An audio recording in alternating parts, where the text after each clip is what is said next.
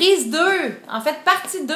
Puis là, je me suis changée, je m'en allais faire ma teinture, puis j'ai comme oublié que pendant que mon vidéo transférait, il fallait que je fasse l'autre partie. Je m'excuse, mon téléphone, j'avais mis la minuterie qui a sonné, puis ça a arrêté mon vidéo. Et comme les dernières fois où j'ai voulu faire des ajouts de séquences à une vidéo, ça a été l'enfer, puis finalement, j'ai jamais été capable d'avoir une vidéo parfaitement parfaite. Ça coupait tout le temps, donc là, je prends pas de chance. J'ai fait une partie 2.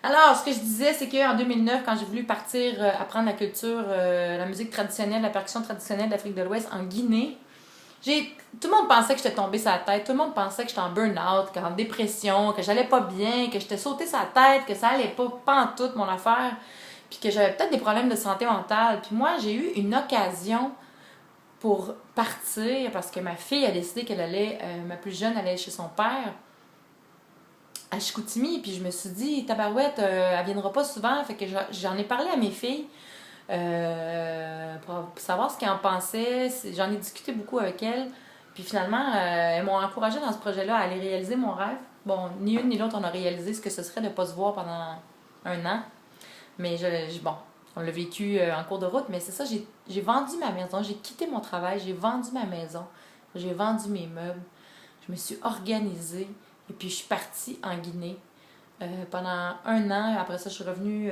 4 mois, puis je suis repartie encore presque un an. Tout le monde pensait que j'allais pas bien, mais moi, je me suis dit, hey, c'est là que ça se passe, j'ai une occasion là, le timing est bon. J'avais besoin d'une pause, puis tout le monde me disait, voyons bon, tu peux pas vendre ta maison pour aller en Afrique. Ça va pas dans ta tête, t'auras plus rien. J'aurai plus rien. OK, puis l'expérience que je vais aller chercher en Afrique, ça, c'est rien. La richesse que je vais tirer humainement, socialement, personnellement de ce voyage-là, ça vaut rien, ça vaut quelque chose. Puis du matériel, là, une maison, des meubles, des bébelles, là, moi, j'ai gardé le minimum, puis du matériel, là, on s'en fout au bout du compte, là, quand on meurt à la fin de notre vie, là, on repart pas avec notre grosse cabane puis notre piscine creusée, là. Fait que moi, je l'ai faite. J'ai pas écouté personne. Puis je me remercie encore aujourd'hui. Oui, j'ai plus rien. J'en ai plus de maison, j'ai plus rien. Mais jamais je regretterai d'avoir pris cette décision-là. Jamais, jamais, jamais. C'est les plus belles années de ma vie que j'ai vécues, à part le fait d'avoir élevé mes enfants. C'est le plus beau projet que j'ai réalisé. Donc, je peux jamais, jamais regretter ça. Même si aujourd'hui, j'ai plus de maison, j'ai plus rien, je suis endettée, je m'en fous. Parce que la vie, c'est court, puis la vie, c'est pas juste l'argent, puis c'est pas juste la sécurité financière, puis les REER, puis la retraite. On ne sait même pas si on va être là à la retraite. Fait que quand vous avez des rêves, vous avez des choses que vous voulez réaliser, auxquelles vous pensez depuis des années, là, qu'est-ce qui vous empêche de faire un premier pas vers cet objectif-là? Je vous dis pas de faire comme moi, là, puis de tout laisser tomber, puis de partir. Premièrement, je l'ai fait d'une façon quand même structurée, là, j'ai pas fait n'importe quoi. Mais tu sais, c'est pas de tout jeter, là, puis de tout abandonner, puis de s'en aller n'importe comment. Mais vous avez un rêve, ça peut être tellement plein de choses. Des fois, c'est plus simple qu'on pense à réaliser aussi. Puis moi, je vous dis, foncez, allez-y. Faites-vous un plan d'action. Déterminez vos objectifs. Déterminez le temps que vous voulez prendre pour réaliser ça. Puis commencez aujourd'hui ou demain matin, au plus tard.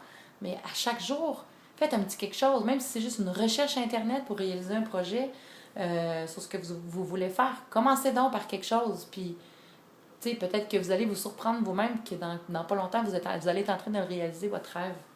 Moi, j'en ai plein de rêves encore que je veux réaliser. J'en ai des tonnes et des tonnes et des tonnes. Puis il y en a un que je veux faire, genre dans la prochaine année, c'est d'aller marcher le pèlerinage de Compostelle.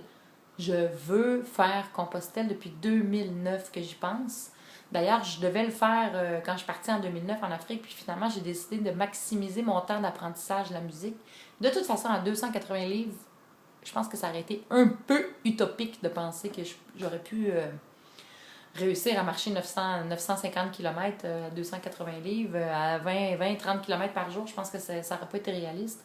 Mais aujourd'hui, c'est symbolique. Je veux célébrer le fait que j'ai atteint un poids santé et puis j'ai le goût d'aller me retrouver avec moi-même pour une petite marche de 950 km. Donc, un jour, cette année, quelque part, je me donne un an pour partir. J'espère que ça va concorder avec mes projets, mes études en musique et tout. On verra comment ça sera possible, mais ça fait partie d'un projet à moyen terme. C'est pas à court terme parce que c'est pas ce mois-ci ou le mois prochain. C'est pas à long terme parce que je veux pas le faire dans 10 ans. Je veux le faire dans la prochaine année. Donc, c'est un défi que je me mets. C'est dans ma tête, puis je veux le réaliser. Donc, pensez-y à vos rêves, pensez-y à vos projets. Qu'est-ce que vous regretteriez de ne pas avoir eu le temps de faire avant de partir à la fin de votre vie? Ben, faites-vous une liste. Puis faites-vous une liste en priorité. Puis ce qui est en haut de la liste, là, ben, peut-être que ça se réalise. Puis peut-être que c'est pas si fou que ça d'y penser de le réaliser. Alors moi, je vous encourage vraiment à réaliser vos rêves. Bref. Donc là, il faut que j'aille faire ma teinture, hein, parce que petite moufette deviendra blanche. J'ai beaucoup de choses à faire aujourd'hui. Ma semaine qui commence. J'ai roulé 650 km aujourd'hui. C'est pour ça que j'étais un petit peu. Mais j'ai beaucoup de choses à faire avant de me coucher ce soir et demain et cette semaine. Et la prochaine semaine et les prochains mois seront des journées très occupées. Alors, je vous quitte là-dessus. Je vous dis bonne semaine et puis j'espère que vous allez bien. Je vous remercie encore de me suivre, d'être là, de m'encourager, de m'envoyer vos messages. Ça me fait super plaisir de vous connaître, d'entrer en contact avec vous, de répondre à vos questions et tout ça. Donc, merci d'être là. Et puis pour le reste, je vous donnerai plus d'informations sur ma conférence la semaine prochaine. Et puis sur mon projet aussi, là, il va sûrement y avoir des développements. Alors, gros bisous tout le monde. Merci d'être là. Puis je vous souhaite une super belle semaine et j'espère que vous avez passé, pour ceux qui sont au Québec, une super belle fête du travail. Sinon, mes amis en France, je vous salue aussi en Belgique, un peu partout en Europe. Merci d'être là et puis je vous souhaite une super belle semaine. Bye! À bientôt!